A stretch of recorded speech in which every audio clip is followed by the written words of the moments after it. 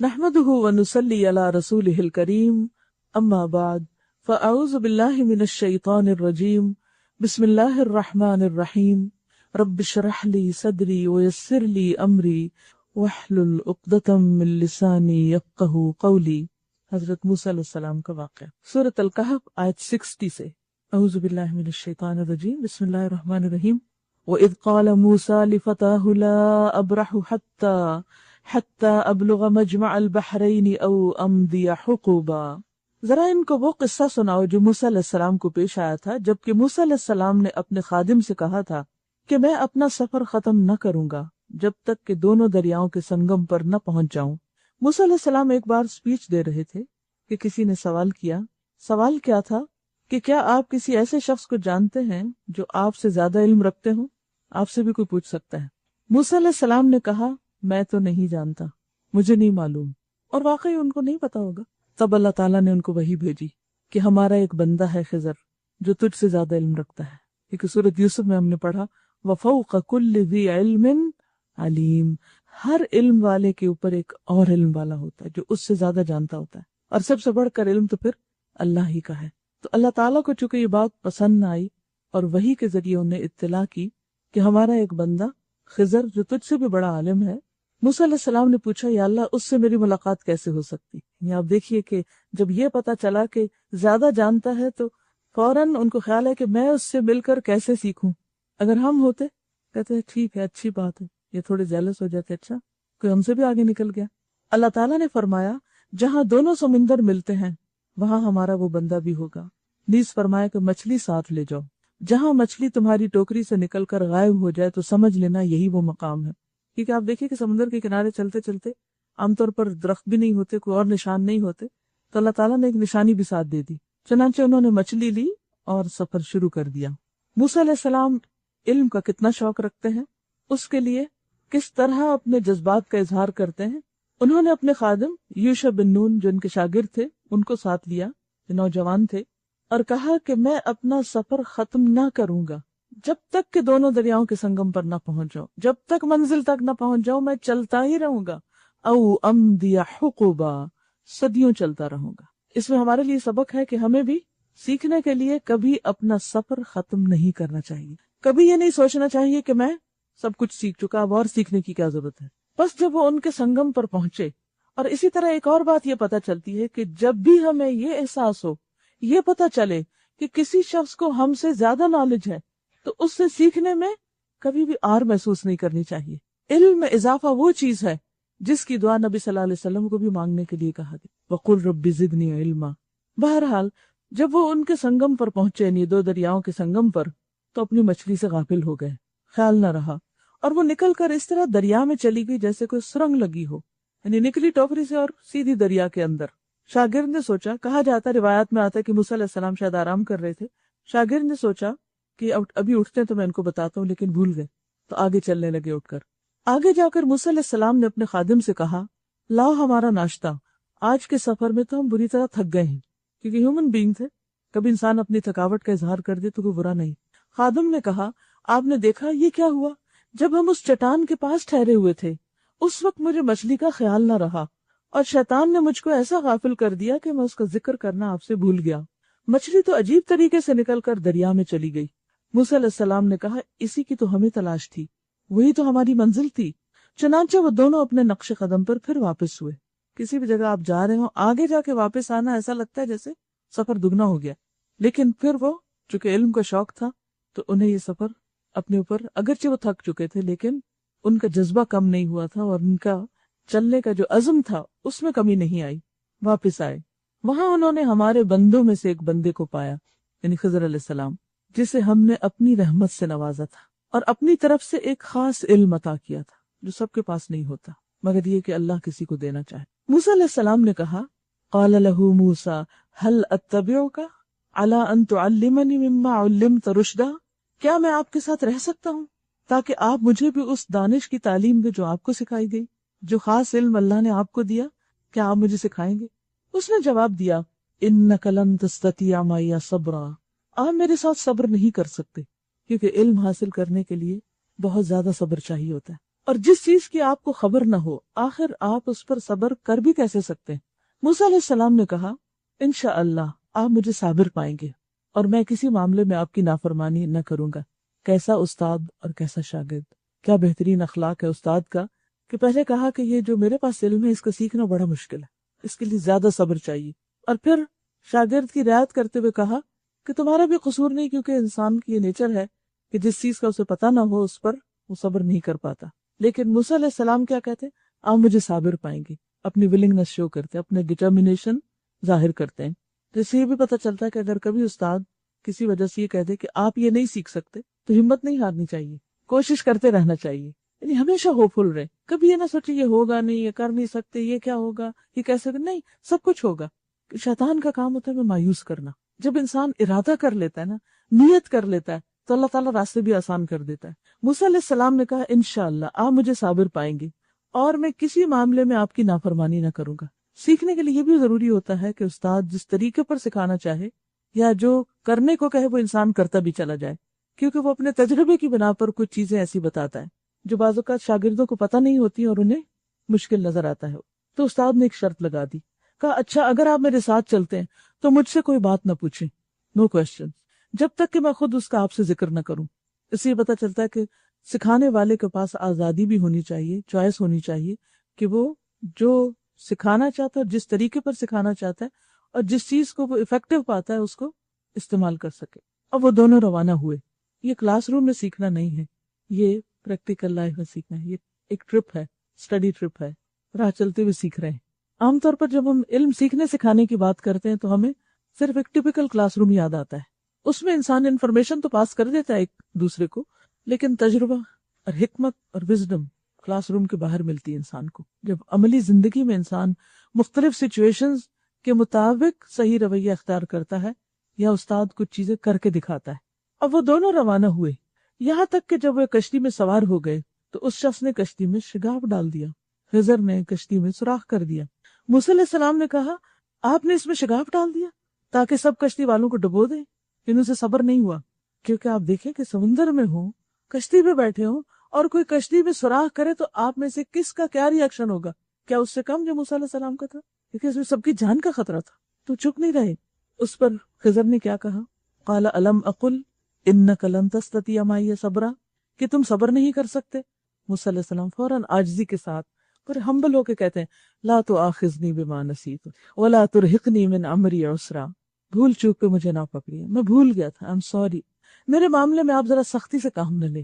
یعنی اگر شاگرد یہ دیکھتا ہے کہ استاد بہت سخت ہے تو وہ اپنا کنسرن شو کر سکتا ہے، اس میں بھی کوئی حرج نہیں۔ اصل چیز ہے کہ تعلقات میں صداقت ہونی چاہیے، آرٹیفیشلٹی اور تصنع اور اوپر اوپر کا ادب احترام اور اندر دل میں کوڑ انجل، یہ چیزیں نہیں ہونی چاہیے۔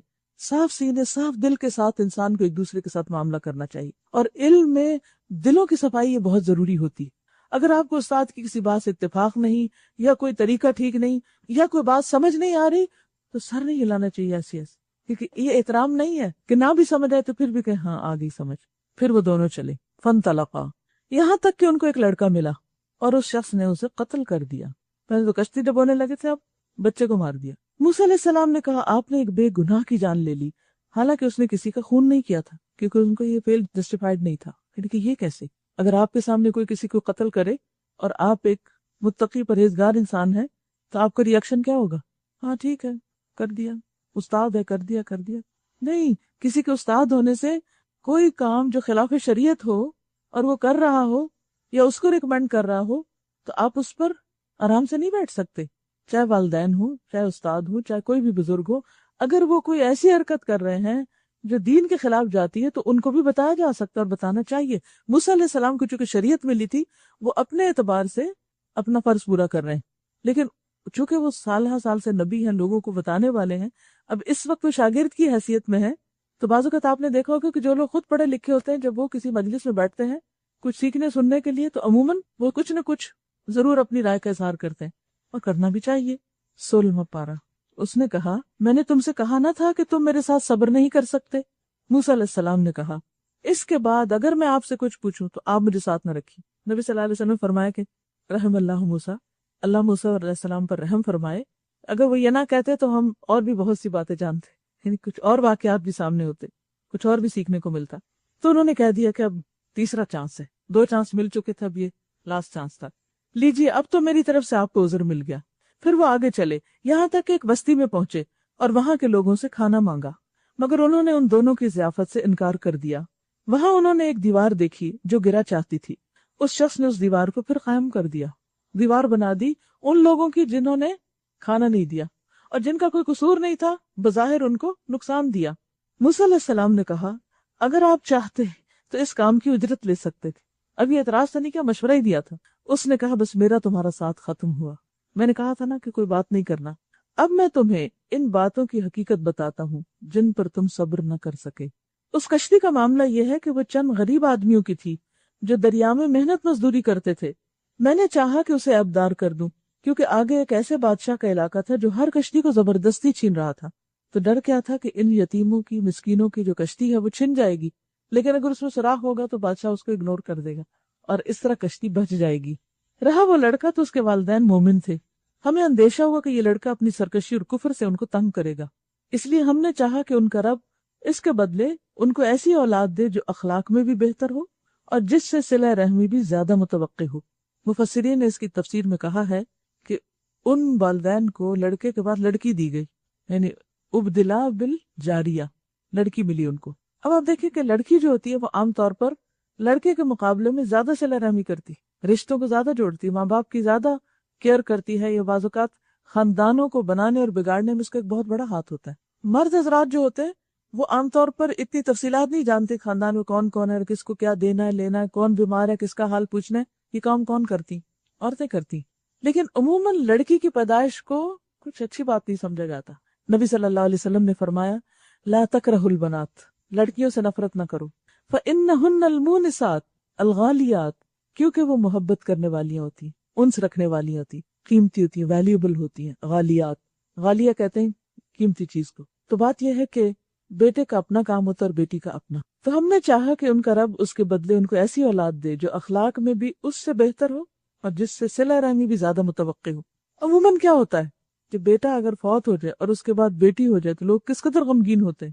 یعنی آپ سوچئے کسی ایسی سچویشن کو سامنے لا کے دیکھیے کہ کسی کا بیٹا تھا اور جوان ہو گیا اور پھر اللہ نے اس کو لے لیا، اس کے بعد دوبارہ اللہ نے ان کو اولاد دی اور وہ بیٹا نہیں تھا بلکہ بیٹی تھی. کوئی کہے گا کہ یہ اچھا ہوا ان کے ساتھ؟ ہر ایک ان پہ ترس کھائے گا، ہائے بیچارے بیٹا چلا گیا اور اب پیدا بھی ہوئی تو بیٹی ہوئی.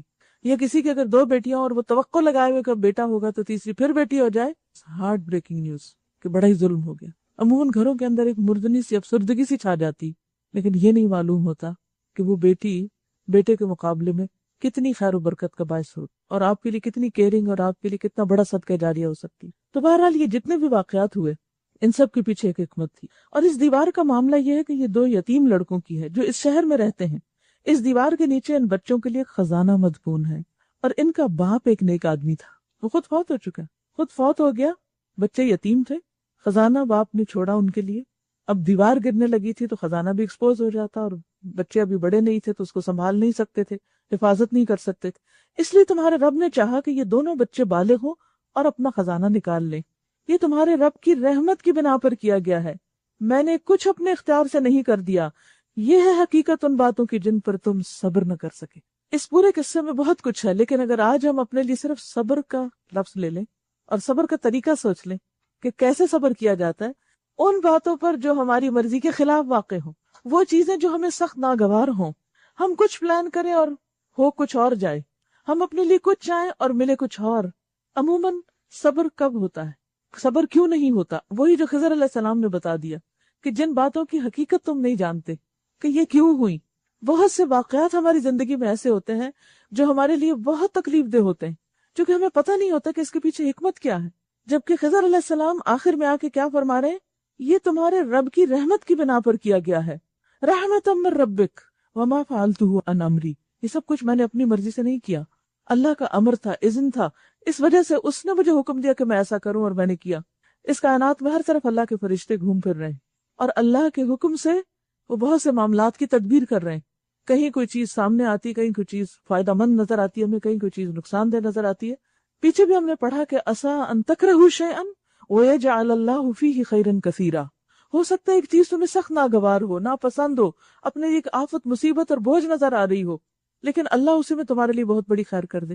بعض اوقات کسی انسان کا ساتھ، بعض اوقات کوئی کاروبار، کوئی بزنس، کوئی جاب، کسی کا فوت ہو جانا، کسی کا جدا ہو جانا، ان سب چیزوں میں ہمارے اندر ایک دکھ اور تکلیف پیدا ہو جاتی، اور اس غم سے ہم مدتوں باہر نہیں نکلتے، ڈپریشن میں چلے جاتے ہیں اور سمجھتے ہیں کہ ہمارے ساتھ بڑی زیادتی ہو گئی، اور ساری زندگی یوں ہم اللہ کی نافرمانی اور ناشکری میں گزارتے ہیں کہ ہمارے ساتھ کیوں ایسا ہوا، ایسا کیوں کر دیا گیا۔ یہ اس وجہ سے ہوتا ہے کہ ہم لا علم ہوتے ہیں، ہمیں نہیں پتا ہوتا کہ ہمارے لیے یہ کیوں کیا گیا۔ بعض اوقات کوئی چیز ٹوٹ جاتی، بعض اوقات کوئی چیز عیب دار ہو جاتی، مثلا کسی بچی کی شادی ہوئی، شادی برقرار نہ رہی، بچی عیب دار ہو گئی، اب یہ ہے کہ اس کی تو شادی کہیں نہیں ہوگی، اب تو معلوم نہیں تو کیا قیامت آگے، والدین ہے تو وہ دکھی، بچی ہے تو وہ غم میں، دکھ میں، تکلیف میں۔ ایسے کتنے ہی موقع ہوتے ہیں کہ جب ہم کسی بھی چیز کے بارے میں سمجھتے ہیں کہ ہمیں لاس ہو گیا، بظاہر اس میں نقصان ہو گیا کیونکہ اس میں کوئی عیب ہو گیا، کوئی اسکریچ آ گیا ہے، کچھ ٹوٹ گیا ہے، کچھ لگ گیا، کوئی دبا پڑ گیا، کچھ ہمیں نہیں پتا ہوتا کہ اللہ سبحانہ وتعالیٰ اس کے لیے اور کیا خیر و برکت اور بھلائی رکھے ہوئے اپنے خزانوں میں جو ہمیں نظر نہیں آ رہی۔ اگر ہمیں اپنی تقدیر نظر آ جائے اور اپنی خیر و بھلائی نظر آ جائے اور مشکل حالات کے پیچھے نظر نہ آنے والی آسانی نظر آ جائے تو ہم کسی چیز پر، کسی بھی حادثے پر، کسی بھی تکلیف پر کبھی بھی ناشکری نہ کریں اور صبر سے کام لیں۔ یہ واقعہ ہم سب کے لیے ایک بہت بڑی مثال ہے کہ کچھ بھی ہو زندگی میں، کچھ بھی، ہمیشہ زبان سے الحمدللہ نکلے، بڑے سے بڑا نقصان اور چھوٹے سے چھوٹا، الحمدللہ، اس میں بھی خیر ہوگی، اس میں بھی کوئی بھلائی ہوگی، اس کے پیچھے بھی کوئی مقصد ہے جو مجھے نظر نہیں آ رہا، اس کی حکمت اللہ کو معلوم ہے، اللہ تعالیٰ ہو سکتا ہے اس سے بہتر مجھے دینا چاہتا ہو۔ وہ آتا نا کہ بعض چیزیں ایسی ہوتی جن کو تم پسند کرتے ہو اور وہ تمہارے لیے نقصان دہ ہوتی۔ سویٹس کھانا کس کو پسند نہیں، ہر شخص کو کینڈی اچھی لگتی، چھوٹے سے بیبی سے لے کر بڑے کو، بوڑھوں اور بچوں سب کو برابر کی پسند ہوتی، لیکن کینڈیز کتنی نقصان دہ ہیں۔ سب سے پہلے تمہارے دانتوں کی دشمن، اور اس کے بعد بھی صرف ایک ٹیسٹ کے سوا عام طور پر ان میں کیا ہوتا ہے، کچھ بھی نہیں، لیکن اس کے باوجود ہم باز کہاں آتے ہیں جانتے بوجھتے ہوئے کہ نقصان دہ، چونکہ پسند ہے، کوئی خاص فلیور پسند ہے، کوئی خاص ڈرنک پسند ہے، بس صرف چونکہ پسند ہے اس لیے کر رہے ہیں، یہ نہیں دیکھتے کہ اس کے پیچھے کیا کیا نقصانات بھی ہو سکتے ہیں۔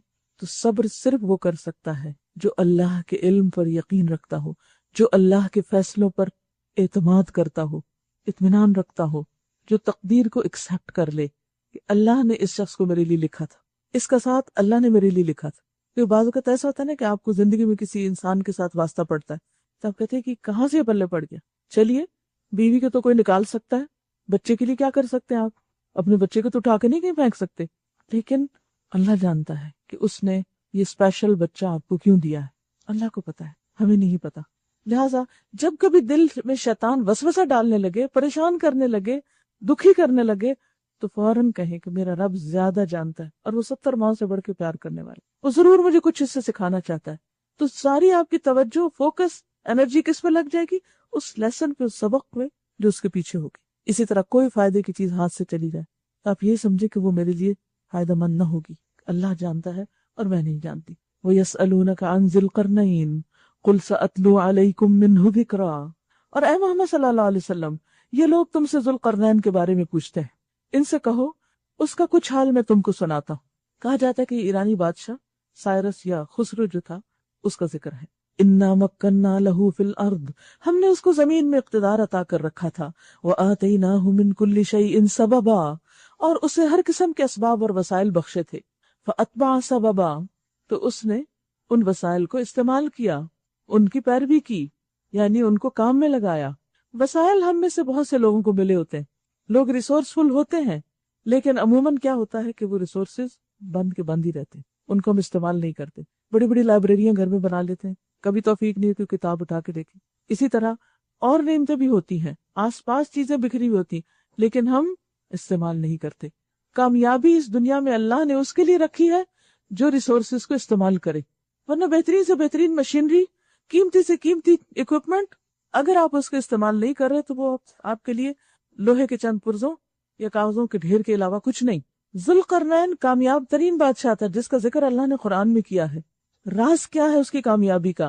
فَأَتْبَعَ سَبَبًا، اس نے اسباب کو استعمال کیا، یہاں تک کہ جب وہ غروب آفتاب کی حد تک پہنچ گیا تو اس نے سورج کو ایک کالے پانی میں ڈوبتے دیکھا، یعنی جہاں تک اس کی ایکسپیڈیشن تھی، زمین کے اس حصے تک جہاں تک وہ گیا تھا اس کی طرف اشارہ ہے، یعنی زمین کا وہ آخری اینڈ ویسے تو نہیں ہے، چکے ظاہر ہے اس کی شیپ ہی ایسی ہے، لیکن جہاں بھی ہم کھڑے ہوتے ہیں تو ہمیں ایک اینڈ تو نظر آتا ہے. یہ بہرحال وہاں اسے ایک قوم ملی. ہم نے کہا اے ذوالقرنین تجھے یہ مقدرت بھی حاصل ہے کہ ان کو تکلیف پہنچائے. ظاہر ہے کہ فاتح کے طور پہ داخل ہوا تھا، تو جو فاتح بادشاہ ہوتے ہیں وہ مفتوح قوم کے ساتھ کچھ بھی سلوک کر سکتے ہیں، ان کو مار ڈالیں، ان کو قتل کر دیں، ان کو قید کر لیں، ان کے اوپر بڑے بڑے ٹیکسز عائد کر دیں، کچھ بھی کر سکتے ہیں. جب اتنی اتھارٹی کسی کو مل جائے، پاور بھی ہو اور آزادی بھی ہو، تو پھر انسان اپنی خواہشات کی تکمیل کیا کچھ نہیں کرے گا. لیکن اس نے کیا کیا؟ فرمایا کہ اے ذوالقرنین تجھے یہ قدرت بھی حاصل ہے کہ ان کو تکلیف پہنچائے، اور یہ بھی کہ ان کے ساتھ نیک رویہ اختیار کرے. اس نے کہا جو ان میں سے ظلم کرے گا ہم اس کو سزا دیں گے. یہ ہے عادل بادشاہ کی علامت. پھر وہ اپنے رب کی طرف پلٹایا جائے گا اور وہ اسے اور زیادہ سخت عذاب دے گا. اور جو ان میں سے ایمان لائے گا اور نیک عمل کرے گا اس کے لیے اچھی جزا ہے، اور ہم اس کو نرم احکام دیں گے. پھر اس نے ایک دوسری مہم کی تیاری کی، یہاں تک کہ طلوع آفتاب کی حد تک جا پہنچا. یعنی ویسٹ کے بعد ایسٹرن سائڈ پر اس نے اپنی مہم جاری کی. وہاں اس نے دیکھا کہ سورج ایک ایسی قوم پہ طلوع ہو رہا ہے جس کے پاس دھوپ سے بچنے کے لیے کوئی سامان ہم نے نہیں کیا، یعنی کوئی درخت وغیرہ نہیں ہے وہاں، یا انہیں گھر بھی نہیں بنانے آتے تھے. یہ حال تھا ان کا، یعنی دھوپ میں ہی رہتے تھے. اور ذوالقرنین کے پاس جو کچھ بھی تھا اسے ہم جانتے تھے. پھر اس نے ایک اور مہم کا سامان کیا، یہاں تک کہ جب دو پہاڑوں کے درمیان پہنچا تو اسے ان کے پاس ایک قوم ملی جو مشکل ہی سے کوئی بات سمجھتی تھی. ان لوگوں نے کہا اے ذوالقرنین، یعنی اشاروں سے سمجھایا ہوگا، یاجوج اور ماجوج اس زمین میں فساد پھیلاتے ہیں. یاجوج اور ماجوج اس زمین میں فساد پھیلاتے ہیں، تو کیا ہم تجھے کوئی ٹیکس اس کام کے لیے دیں کہ تو ہمارے اور ان کے درمیان ایک بند تعمیر کر دے؟ اس نے کہا جو کچھ میرے رب نے مجھے دے رکھا ہے وہ بہت ہے. دیکھیے کوئی حرص نہیں، کوئی لالچ نہیں. یعنی ایک عادل حکمران کیسا ہوتا ہے اس کی ساری خوبیاں یہاں دکھائی جا رہی کہ جب وہ کسی قوم پہ قبضہ کرتا ہے تو اس کے ساتھ کیسا سلوک کرتا ہے، اور جب وہ کسی کو ضرورت مند دیکھتا ہے تو اس کی کیسے مدد کرتا ہے، اور جب وہ کسی قوم کا ساتھ دیتا ہے یا اپنی مفتوح قوم کے لیے ان کی ترقی کے کوئی ساز و سامان کرتا ہے تو اس صورت میں بھی وہ اس لیے نہیں کرتا اس لالچ میں کہ ان سے اسے مزید کچھ مال حاصل ہو. اللہ کی راہ میں جنگ کرنے والوں کی کبھی یہ نیت نہیں ہوتی کہ کسی بھی علاقے کو وہ پتہ کرنے کے بعد اس سے دنیا کمائیں. اس نے کہا جو کچھ میرے رب نے مجھے دے رکھا ہے وہ بہت ہے، تم بس محنت سے میری مدد کرو، میں تمہارے اور ان کے درمیان بند بنائے دیتا ہوں. مجھے لوہے کی چادریں لا کر دو. آخر کار جب دونوں پہاڑوں کے درمیانی خلا کو اس نے پاٹ دیا تو لوگوں سے کہا کہ اب آگ دہکاؤ. حتیٰ کہ جب یہ لوہے کی دیوار بالکل آگ کی طرح سرخ ہو گئی تو اس نے کہا لاؤ اب میں اس پر پگھلا ہوا تانبا اونڈیلوں گا. یہ بند ایسا تھا کہ یاجوج ماجوج اس پر چڑھ کر بھی نہ آ سکتے تھے، اور اس میں نقب لگانا یعنی سوراخ کرنا ان کے لیے اور بھی مشکل تھا.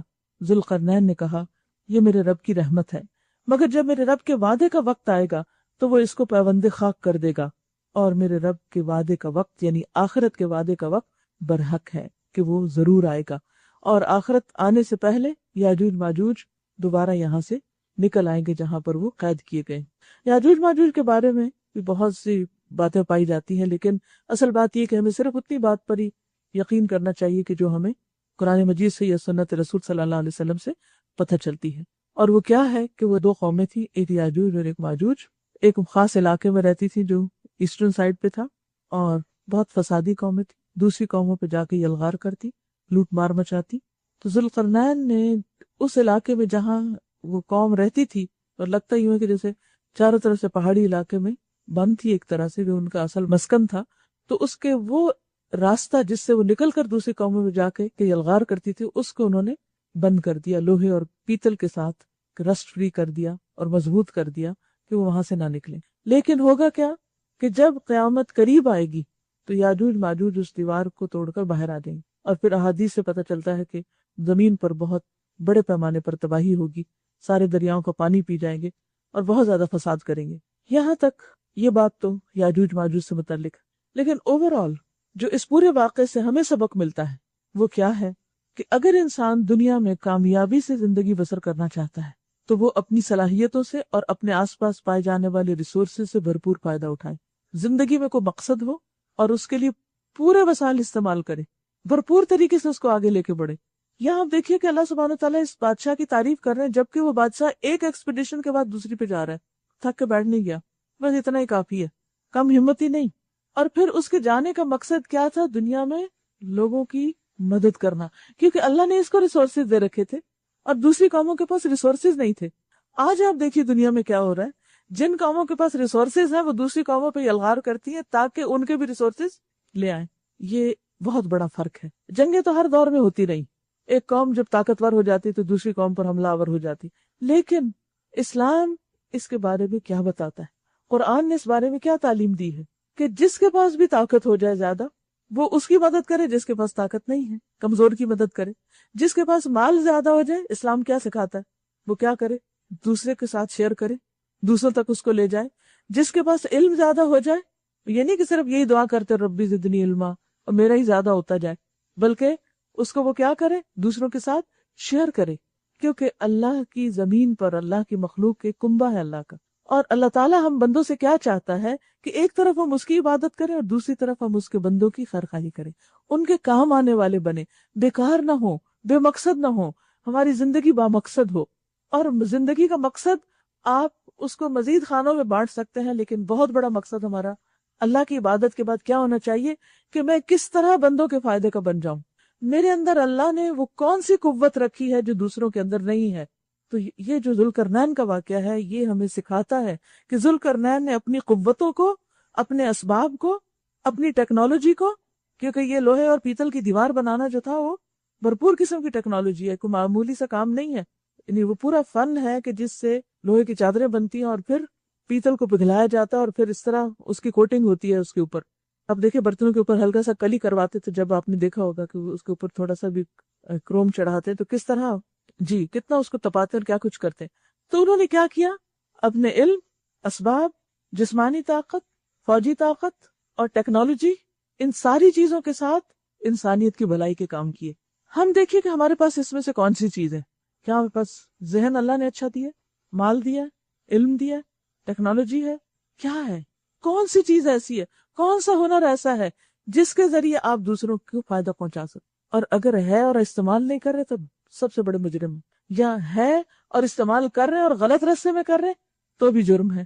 ہمارے دین میں صدقہ جاریہ کا کتنا خوبصورت کانسیپٹ ہے کہ کام کرو، اچھا کام کر کے اپنے دور کے لوگوں کو بھی فائدہ پہنچاؤ اور ایسی یادیں پیچھے چھوڑ جاؤ، ایسی چیزیں پیچھے چھوڑ جاؤ کہ تمہاری زندگی ختم ہو جائے مگر تمہارا کام ختم نہ ہو، اور وہ تمہارے مرنے کے بعد بھی کنٹینیو کرے اور اس کا بھی اجر تم کو ملتا رہے۔ ہم بہت لمیٹڈ سوچتے ہیں، محدود سوچتے ہیں، وہ ٹنل ویژن، بس ایک سوراخ کے اندر سے دیکھتے ہیں کہ بس اتنی دنیا میں نظر آتی، جبکہ اللہ اس سے بہت زیادہ ہمیں دینے کو تیار ہے۔ شرط یہ ہے کہ اسباب استعمال کریں۔ اسباب صرف وہ استعمال کر سکتا ہے جس کے اندر صبر ہو۔ یہاں 4 واقعات بیان ہوئے سورۃ الکہف، اور یہ چاروں چیزیں زندگی میں بڑی اہم ہیں۔ پہلا ایمان، دوسرے دولت، تیسرے علم، اور چوتھے ریسورسز یا اقتدار۔ یہ 4 چیزیں پاور ہیں، ایمانی قوت، علم کی قوت، مال کی قوت، اقتدار کی قوت۔ یہ چاروں چیزیں امتحان ہیں، یہ چاروں چیزیں اجر کمانے کا ذریعہ ہیں۔ ان چاروں چیزوں کی حفاظت ضروری ہے اور ان کو صحیح جگہ پہ لگانا ضروری ہے۔ ایمان کی حفاظت ضروری ہے، دولت کی حفاظت ضروری ہے، علم کی حفاظت ضروری ہے، اور اقتدار کی حفاظت ضروری۔ کس طرح؟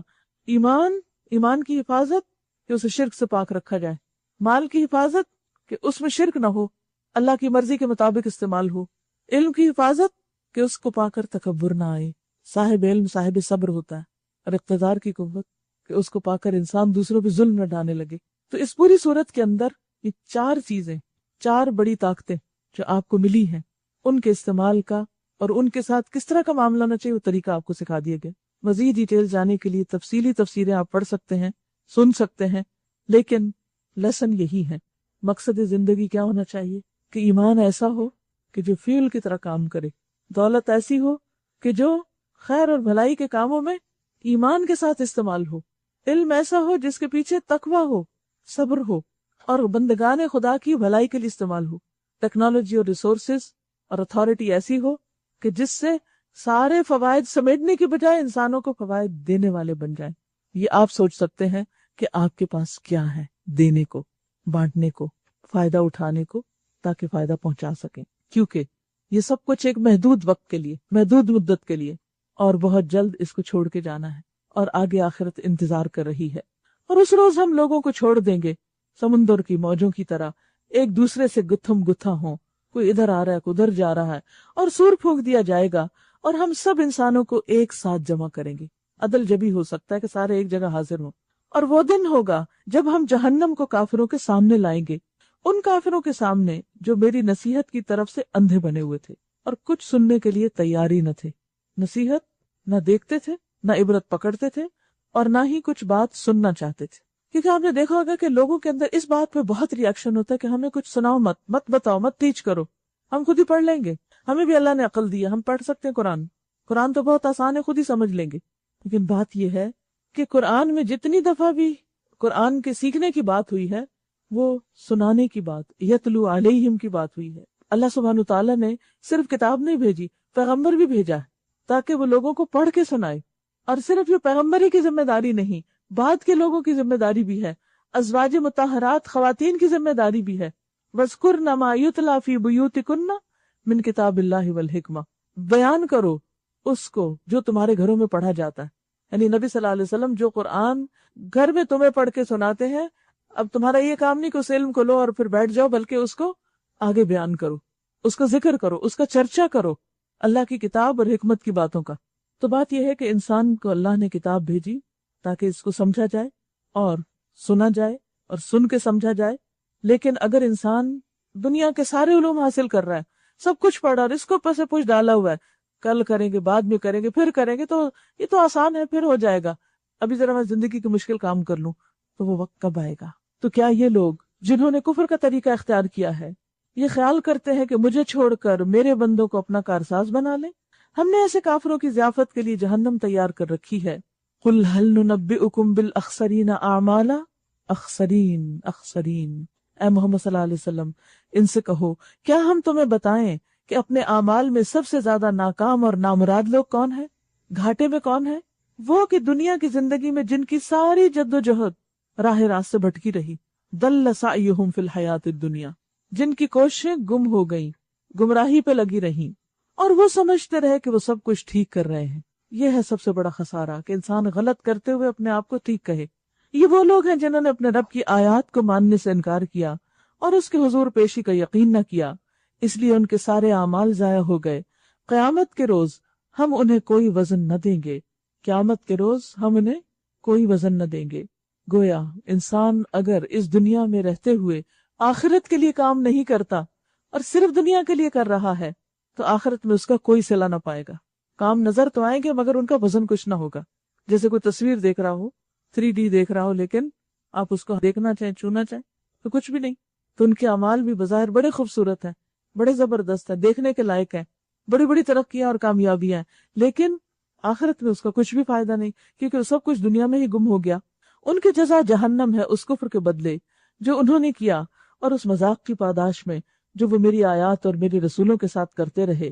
البتہ وہ لوگ جو ایمان لائے اور جنہوں نے نیک عمل کیے، مطلوب کیا ہے ہم سے؟ ایمان لا کر اچھے کام کرنا. اور اچھے کاموں کی بنیاد کس پر ہے؟ نیک نیتی پر، کہ وہ اچھی نیت کے ساتھ کیے گئے ہوں، اچھے مقصد کے لیے کیے گئے ہوں، اللہ کے لیے کیے گئے ہوں. اور دوسرا یہ کہ اگر وہ کوئی دین کا کام ہے، کوئی ریچول ہے، تو نبی صلی اللہ علیہ وسلم کے بتائے ہوئے طریقے کے مطابق کیا گیا ہو، نماز، روزہ، حج وغیرہ. ان کی میزبانی کے لیے فردوس کے باغ ہوں گے جن میں وہ ہمیشہ رہیں گے، اور کبھی اس جگہ سے نکل کر کہیں جانے کو ان کا جی نہ چاہے گا، اس کو چھوڑنا ہی نہیں چاہیں گے. دنیا میں آپ کہیں بھی رہ لیں، آپ نے اکثر دیکھا ہوگا کہ آپ ایک کے بعد ایک گھر شفٹ کرتے ہیں اور تھوڑے دن تو ایکسائٹمنٹ ہوتی ہے، پھر اس کے بعد گھر والے کہنے لگتے ہیں یہ کچھ ٹھیک نہیں ہے جگہ، یہ شہر کچھ ٹھیک نہیں ہے، یہ علاقہ کچھ ٹھیک نہیں، یہ ماحول کچھ ٹھیک نہیں، یہ جگہ کچھ ٹھیک نہیں. وجہ کیا ہے؟ دنیا جگہ ہی نہیں دل لگانے کی، اور نہ یہاں لگ سکتا ہے. کوئی ایک جگہ ایسی نہیں جہاں آپ کہیں کہ ہاں یہاں میں اب سیٹسفائیڈ ہوں اور مطمئن ہوں، یہ بالکل میں اس پہ خوش ہوں. لیکن جنت ایسی جگہ ہے صرف وہی، لا یبغون عنہا حولا، وہاں سے وہ ٹلنا چاہیں گے ہی نہیں، کہیں جانا نہیں چاہیں گے. اور یہ جو لوگ کہتے ہیں نا بدعملی کرتے ہوئے کہ جنت میں جا کے کیا کرنا، تو بوریت ہوگی کہ رہنا ہی رہنا ہوگا. قل لو کان البحر مدادا لکلمات ربی، اے محمد صلی اللہ علیہ وسلم کہیے کہ اگر سمندر میں رب کی باتیں لکھنے کے لیے روشنائی بن جائے تو وہ ختم ہو جائے مگر میرے رب کی باتیں ختم نہ ہوں، بلکہ اگر اتنی ہی روشنائی ہم اور لے آئیں تو وہ بھی کفایت نہ کرے. قل انما انا بشر مثلکم یوحی الی انما الہکم الہ واحد، آپ کہہ دیجئے کہ میں تو ایک انسان ہوں تم ہی جیسا، ہیومن بینگ ہوں. فرق کیا ہے میرے اور تم میں؟ میری طرف وحی کی جاتی ہے کہ تمہارا خدا بس ایک ہی خدا ہے، بس جو کوئی اپنے رب کی ملاقات کا امیدوار ہو فَلْيَعْمَلْ عَمَلًا صَالِحًا وَلَا يُشْرِكْ بِعِبَادَةِ رَبِّهِ أَحَدًا، اسے چاہیے کہ نیک عمل کرے اور بندگی میں اپنے رب کے ساتھ کسی اور کو شریک نہ کرے، کسی کو بھی، نہ کسی بت کو، نہ کسی انسان کو، نہ کسی جن کو، نہ کسی فرشتے کو، صرف اور صرف اللہ کی خوشنودی کے لیے کام کرے، کیونکہ جب اور بیچ میں شامل ہو جاتے ہیں تو وہ کام اللہ کی نظروں سے گر جاتا ہے۔ صرف انہی کاموں میں استقامت ہو سکتی ہے جو کام صرف اللہ کے لیے ہوں، خالصتاً اس کے لیے۔ لہٰذا سورۃ الکہف کا اصل پیغام کیا ہے جو آخری آیت میں خلاصے کے طور پر آ گیا ہے کہ دنیا میں انسان کو بہت کچھ ملا ہے، انسان اپنا ایمان، علم، عمل، علم، دولت، اقتدار، ان سب چیزوں سے کچھ نہ کچھ فائدہ اٹھائے گا، لیکن یہ چیزیں ساتھ نہیں جائیں گی۔ ساتھ کیا جائے گا؟ ایمان کے ساتھ اخلاص، اور اخلاص ہی منافی ہے شرک کے، خواہ وہ اعتقادی ہو خواہ وہ عملی ہو۔ تو عمل میں بھی اخلاص، عقیدے میں بھی اخلاص۔ سورۃ مریم، بسم اللہ الرحمن الرحیم، بسم اللہ الرحمن الرحیم، کاف ہا یا عین صاد، کاف ہا یا عین صاد، ذکر رحمت ربک عبدہ زکریا، ذکر ہے اس رحمت کا جو تیرے رب نے اپنے بندے زکریا پر کی تھی۔ یہاں پر آپ دیکھیے کہ ابتدا میں حروف مقطعات ہیں، کاف ہا یا عین صاد، ان کا کوئی معنی تو نہیں، پھر کیوں آئے؟ پہلی بات ہے کہ اللہ نے چاہا تو اس نے جیسا چاہا اپنا کلام ہم تک بھیجا، اور پھر آپ دیکھیے کہ یہ الگ الگ پڑھے جاتے ہیں، ان کا کوئی مطلب نہیں ہے۔ یہ کلام کی خوبصورتی بھی ہے، اللہ کی حکمتیں ہیں اس میں، اور معجزہ ہے یہ کہ انہی حروف سے مل کر الفاظ بنے ہیں جو بامعنی ہیں، انہی الفاظوں سے مل کر آیات بنی ہیں، اور ایسا کلام کہ جس کے مقابل تم ایک سورت بھی نہیں لا سکتے، ایک سورت بھی نہیں لا، ایک آیت بھی نہیں بنا کے لا سکتے۔ تو ان حروف کو الگ الگ کر کے دیکھو، کیا کوئی مطلب سمجھ آتا ہے؟ نہیں، لیکن ان کو اللہ نے جس خاص ترتیب کے ساتھ جوڑا، ان سے کتنا بامانی کلام تمہارے سامنے آیا۔ تو یہ کس نے کیا؟ اللہ ہی نے کیا۔ اور اس صورت میں خصوصی طور پر رب کی رحمت کا ذکر زکریا علیہ السلام پر۔ زکریا علیہ السلام حضرت ہارون کے خاندان سے تھے، اور بنی ہارون کے 24 خاندان تھے جو باری باری مقدس کی خدمت کے لیے حاضر ہوتے۔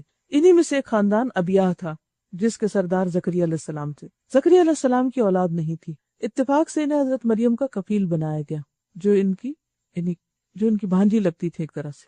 جب انہوں نے دیکھا کہ مریم علیہ السلام کے پاس طرح طرح کے کھانے ہوتے ہیں اور بے موسمی پھل ہوتے ہیں، تو انہوں نے کہا کہ یہ کہاں سے آیا ہے؟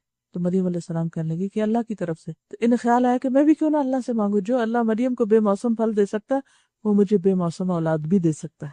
یعنی ایک حقیقت ہے کہ انسان جب کسی کو کچھ کرتے ہوئے دیکھتا ہے تو اس وقت اس کو بہت کچھ کرنے کا شوق پیدا ہوتا ہے۔ یاد رکھیے کسی بھی کام کے کرنے کے لیے ماحول چاہیے ہوتا ہے۔ مثلا اگر اس وقت آپ سامنے میرے موجود نہ ہو اور مجھے ان دیواروں سے بات کرنی پڑے تو میں بات نہیں کر سکتی۔ آپ میں سے مختلف لوگوں کے چہرے دیکھ کر مجھے مختلف باتیں یاد آتی ہیں۔ ایک طرف انسان قرآن پڑھتا ہے، دوسری طرف ماحول کو دیکھتا ہے، تو یہ ان دو چیزوں کو سامنے دیکھ کر ایک تیسری چیز سامنے آتی ہے سمجھنے کی۔ تو اسی طرح حضرت زکریا نے دعا مانگی تھی حضرت مریم کے بے موسم پھل دیکھ کر، تو اسی لیے اللہ سبحانہ وتعالیٰ بار بار غور و فکر کی دعوت دیتا ہے۔ مثلا قرآن مجید میں آتا ہے انظروا الی ثمرہ اذا اثمر، درخت کے پھلوں کی طرف دیکھو جب وہ پھل لائیں۔ اگر آپ اس حکم پر عمل کرتے ہیں، یا کبھی آپ کر رہے ہو تو کبھی سوچا کہ اللہ کا حکم مان رہے ہوں اور آپ عبادت کر رہے ہیں، پھل دیکھتے خوش ہوتے ہیں، لیکن کبھی یہ نہیں سوچا کہ اللہ نے کہا دیکھو اس لیے دیکھ رہے ہیں۔ اسی اللہ نے فرمایا کہ نماز قائم کرے تو ہم نماز قائم کرنے کو تو عبادت سمجھ لیتے ہیں۔ جب وہ کہتا ہے پھلوں کو دیکھو، تو کتنے ہی لوگ ایسے ہیں جو سورۃ یوسف میں آتا ہے کہ زمین و آسمان کی نشانیوں پہ گزرتے ہیں اور وہ ان کی طرف سے غافل ہیں۔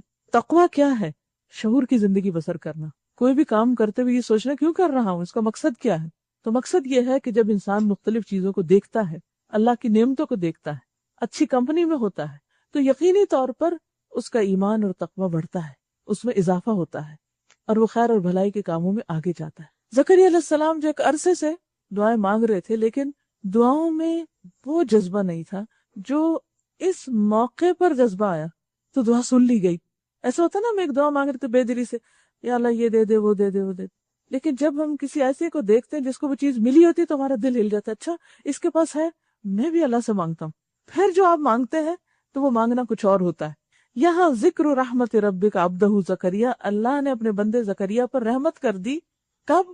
اذ نادى ربہ نداء خفیا، جبکہ اس نے اپنے رب کو چپ کے پکارا تھا۔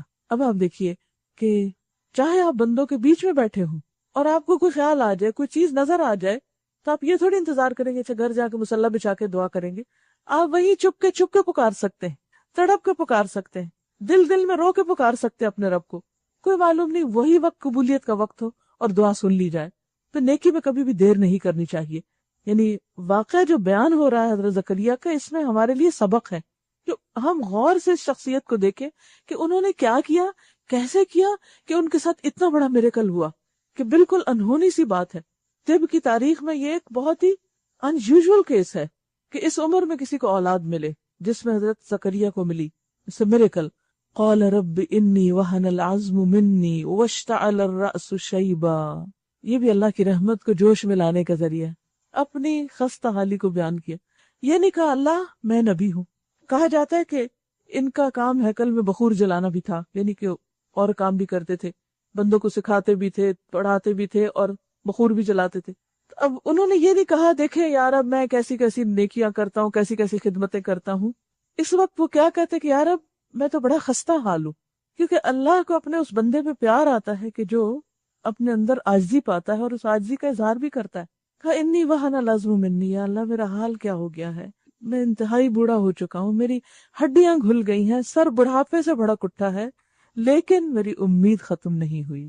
یہ ہوتا ہے بندہ مومن، وہ صرف ظاہر کو نہیں دیکھتا، اس کے پیچھے اللہ کی قدرت کو جانتا ہے، وہ اس کو محسوس کرتا ہے۔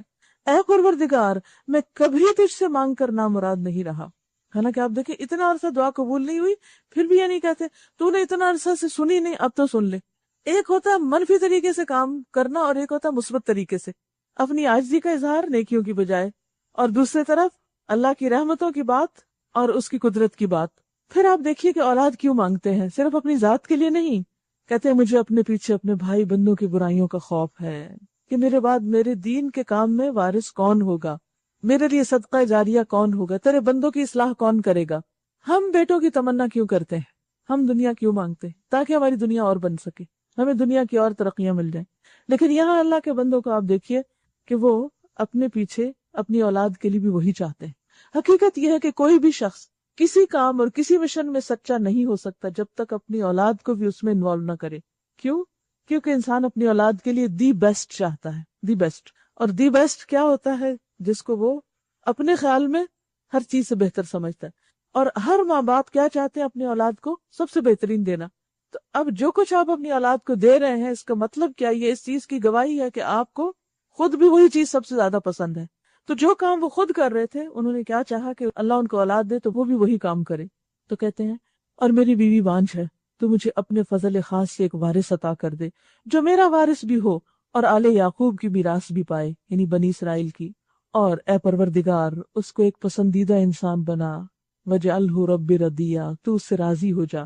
جواب دیا گیا اے زکریا ہم تجھے ایک لڑکے کی بشارت دیتے ہیں جس کا نام یحییٰ ہوگا۔ ہم نے اس نام کا کوئی آدمی اس سے پہلے پیدا نہیں کیا، پوری انسانی تاریخ میں کسی کا نام یحییٰ نہ تھا۔ عرض کیا پروردگار بھلا میرے ہاں کیسے بیٹا پیدا ہوگا جبکہ میری بیوی بانجھ ہے اور میں بوڑھا ہو کر سوکھ چکا ہوں؟ جواب ملا ایسا ہی ہوگا، تیرا رب فرماتا ہے کہ یہ تو میرے لیے ایک ذرا سی بات ہے، آخر اس سے پہلے میں تجھے پیدا کر چکا ہوں جبکہ تو کوئی چیز نہ تھا، نہیں تجھے بھی تو پیدا کیا، اگر تجھے پیدا کر سکتا ہوں تو تیرا بیٹا بھی پیدا کر سکتا ہوں۔ زکریا علیہ السلام نے کہا پروردگار میرے لیے کوئی نشانی مقرر کر دے۔ فرمایا تیرے لیے نشانی یہ ہے کہ تو پہم مسلسل 3 دن لوگوں سے بات نہ کر سکے۔ چنانچہ وہ محراب سے نکل کر اپنی قوم کے سامنے آیا۔ تو یہ سب کچھ کہاں ہو رہا تھا؟ محراب میں۔ اور یہ محراب کون سی جگہ تھی؟ جہاں مریم علیہ السلام عبادت کر رہی تھی اور جہاں یہ بھی عبادت کے لیے جاتے تھے، یعنی ہیکل میں۔ چنانچہ وہ محراب سے نکل کر اپنی قوم کے سامنے آیا اور اس نے اشارے سے ان کو ہدایت کی کہ صبح اور شام تسبیح کرو۔ جب نعمتیں ملے تو پھر اللہ کا شکر ادا کرنا چاہیے، اور اللہ کے شکر ادا کرنے کا بہترین طریقہ کیا ہے؟ اس کی تعریف اور پاکی بیان کرے، تاکہ انسان یہ نہ کہے کہ یہ میرا کمال ہے اور میری قوت ہے، بلکہ اللہ کی رحمت ہے۔ پھر آپ دیکھیے کہ بچہ پیدا ہو جاتا ہے، بیچ میں سارا عرصہ جو ہے اس کو ذکر نہیں کیا گیا، اور پیدا ہونے کے بعد جوان ہو جاتا ہے، بڑا ہو جاتا ہے، تو اللہ تعالیٰ فرماتے ہیں یا یحییٰ خذ الکتاب بقوہ، اے یحییٰ کتاب الہی کو مضبوط تھام لے، قوت سے پکڑ لے۔ بنی اسرائیل کو بھی یہی کہا گیا تھا نا، خذوا ما آتیناکم بقوۃ، وَاذْكُرُوا مَا فِيهِ لَعَلَّكُمْ تَتَّقُونَ. تو ان کو بھی کہا گیا کہ تورات کو قوت سے پکڑ لیں. وَآتَيْنَاهُ الْحُكْمَ صَبِيًّا.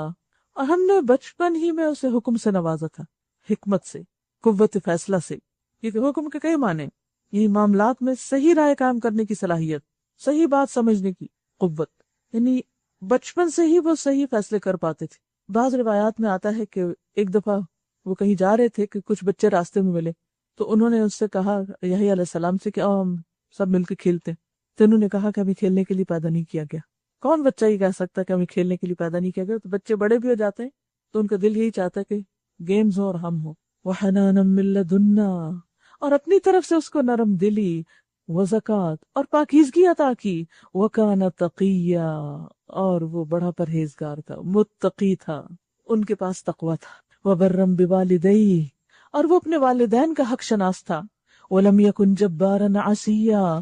وہ جبار نہ تھا اور نہ نافرمان. وَسَلَامٌ عَلَيْهِ يَوْمَ وُلِدَ وَيَوْمَ يَمُوتُ وَيَوْمَ يُبْعَثُ حَيًّا. سلام اس پر جس روز کے وہ پیدا ہوا اور جس دن وہ مرے اور جس روز وہ زندہ کر کے اٹھایا جائے. اس کا آنا بھی مبارک، اس کا جانا بھی، اور اس کی زندگی بھی مبارک. پورا واقعہ کیا بتاتا ہے کہ والدین اگر نیک ہوں صرف اولاد کی دعا نہیں کرتے بلکہ نیک اولاد کی، اور اگر تڑپ کے دعا کرتے ہیں تو اللہ تعالیٰ ان کی سنتا بھی ہے. یعنی اس واقعے سے اگر ہم ایک لیسن سیکھنا چاہیں آج تو وہ کیا ہے؟ اللہ دعائیں سنتا ہے اور وہ امپاسبل کو پاسبل کر کے دکھاتا ہے. لہٰذا آپ کی زندگی میں بھی اگر کوئی چیز ایسی نظر آ رہی ہے آپ کو جو امپاسبل لگ رہی ہے، رمضان کا مہینہ ہے، تڑپ کر دعا کریں اور اللہ اس کو پاسبل کر دے گا. وہ سننے والا ہے اور وہ قریب ہے، مجیب ہے. وَاذْكُرْ فِي الْكِتَابِ مریم. اور اس کتاب میں مریم کا حال بیان کرو جبکہ وہ اپنے لوگوں سے الگ ہو کر مشرقی جانب گوشہ نشین ہو چکی تھی. ان کی پیدائش کا واقعہ تو آپ پیچھے پڑ چکے ہیں سورۃ آل عمران میں، ابھی اس سے آگے کی بات ہے. اور پردہ ڈال کر ان سے چھپ بیٹھی تھی، خصوصاً جب عبادت کا وقت ہوتا، یعنی اعتکاف ہی کی حالت میں رہتی. اس حالت میں ہم نے اس کے پاس اپنی روح کو یعنی فرشتے کو بھیجا اور وہ اس کے سامنے ایک پورے انسان کی شکل میں نمودار ہو گیا. جبریل علیہ السلام آئے اور پورے انسانی شکل میں، مرد کی شکل میں. اس قدر پاکیزہ تھی. قالت انی اعوذ بالرحمن. اب دیکھیے ایک ہم کہتے ہیں اعوذ باللہ اور ایک ہے اعوذ بالرحمن. اللہ کی صفات کے ساتھ بھی اللہ کی پناہ مانگی جا سکتی کہ اللہ تو ہمیں اپنا شیلٹر دے، اپنی حفاظت میں لے لے. اعوذ بالرحمن. مریم بول اٹھی اگر تو کوئی خدا ترس آدمی ہے تو میں تجھ سے رحمان کی پناہ مانگتی ہوں، یعنی تیرے شر سے بچنے کے لیے، کیونکہ وہ تو انہوں نے تو کبھی کسی آدمی کو دیکھا ہی نہیں تھا. وہ تو جب سے پیدا ہوئی تھی بچپن سے ہی ہیکل میں بھیج دی گئی تھی عبادت کے لیے. تو اتنی نیک عورت کو یکایک جب آدمی نظر آتا ہے تو پریشان ہو جاتی. فرشتے نے کہا میں تو تیرے رب کا فرشتہ ہوں، انا رسول ربی کی. کیوں بھیجا گیا ہوں؟ لِأَهَبَ لَكِ غُلَامًا زَكِيًّا. اس لیے بھیجا گیا ہوں کہ تجھے ایک پاکیزہ لڑکا دوں. مریم نے کہا میرے ہاں لڑکا کیسے ہوگا جبکہ مجھے کسی بشر نے چھوا تک نہیں اور میں کوئی بدکار عورت نہیں ہوں. فرشتے نے کہا ایسا ہی ہوگا، تیرا رب فرماتا ہے کہ ایسا کرنا میرے لیے بہت آسان ہے. کیسا کرنا؟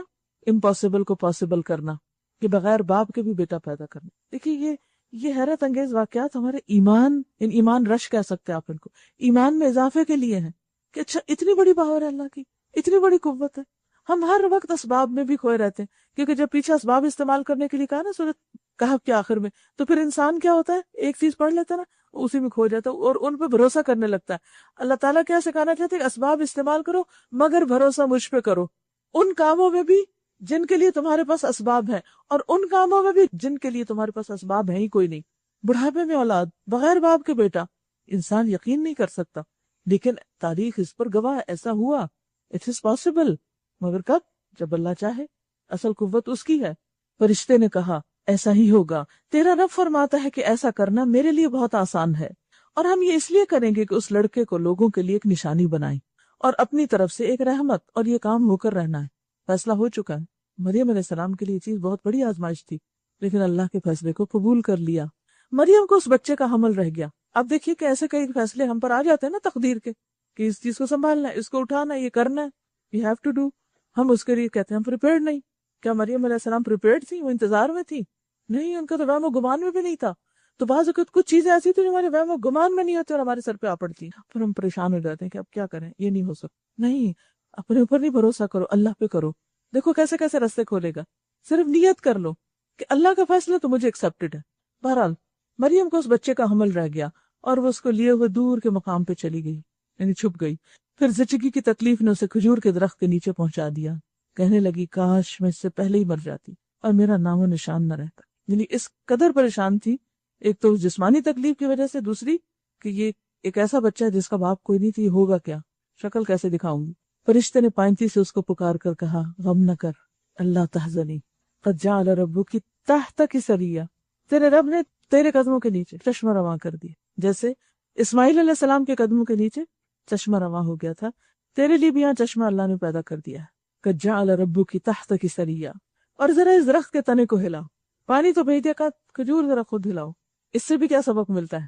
کچھ نعمتیں تو ہمیں بن مانگے مل جاتی، اور کچھ کے لیے سخت مشقت کرنی ہوگی، اس لیے کہ اللہ نے انسان کو پیدا اس لیے کیا کہ کچھ کرے۔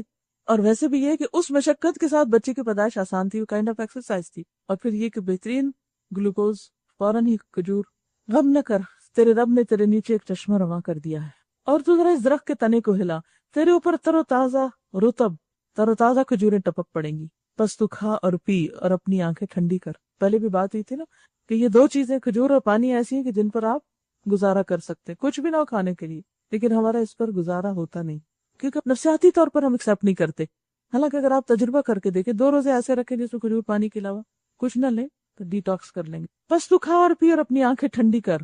پھر اگر کوئی آدمی تجھے نظر آئے تو اس سے کہہ دے کہ میں نے رحمان کے لیے روزے کی نظر مانی۔ اس دور میں چپ کا روزہ بھی ہوتا تھا، کیونکہ کبھی انسان کو بولنا چاہیے اور کبھی چپ رہنا چاہیے۔ اس لیے آج میں کسی سے نہ بولوں گی، آج نہیں بات کرنی۔ پھر وہ اس بچے کے لیے وہ اپنے قوم میں آئی، یہ پریپیئر کیا جا رہا ہے کہ کس طرح اس مشکل کا سامنا کرنا ہے اب۔ اور اس میں بھی بڑے سبق ہیں کہ کچھ چیزیں ایسی ہوتی ہیں کہ جو زبان سے آپ اپنے آپ کو خود بول کے ڈیفینڈ نہیں کر سکتے، اللہ ایسے لوگ پیدا کرتا ہے جو آپ کو ڈیفینڈ کریں۔ پھر وہ اس بچے کو لیے ہوئے اپنی قوم میں آئی، لوگ کہنے لگے اے مریم یہ تو نے بڑا پاپ کر ڈالا۔ وہ عورت جو ساری زندگی عبادت گزارتی، اس پہ الزام لگ گیا، جس نے کبھی کسی مرد کو دیکھا نہیں تھا۔ اے ہارون کی بہن، نہ تیرا باپ کوئی برا آدمی تھا، نہ تیری ماں ہی کوئی بدکار عورت تھی۔